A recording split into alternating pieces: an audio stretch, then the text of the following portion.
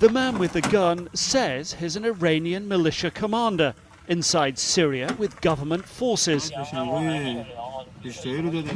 His story highlights regime difficulties and Iran's role fixing them. The problem that exists is that after we take over an area, when we want to open the next battlefront, there's no force for stabilization. During this half-hour interview, in which he identifies himself as Ismail Ali Haidari, he describes himself as a Basai, a volunteer Iranian militia that reports to the powerful Iranian Revolutionary Guard in Tehran, although Iran vigorously denies it sends fighters to Syria. I've come 6 times, over 8 months. I've been here almost everywhere, within Damascus and the areas around it, in Aleppo.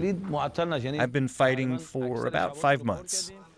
CNN cannot independently verify this video that rebels claim they recovered from an Iranian journalist killed in a recent attack.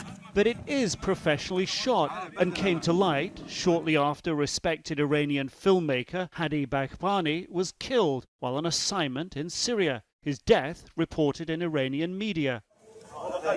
There's no way to know who shot the video, but it appears to document the work of Haidari, who claims to be training pro-Assad militiamen. Many of the friends here we've known since they came to Iran for training.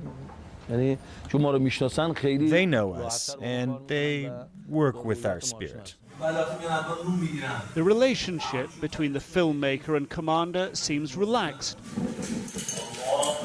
Whether praying, cooking, or training, the camera is there, seeming to provide a rare, candid look behind Assad's front lines, where these Iranians appear to play a leading role. Here, apparently checking Assad's forces in the field, Haidari tells the soldiers where to position themselves in case of an attack. And here, facing what Haidari describes as one of the biggest problems, the flagging morale of Syrian fighters, mistreated, he says, by their own army. These two ask for time off. The answer, a polite no, but says he'll try to fix it.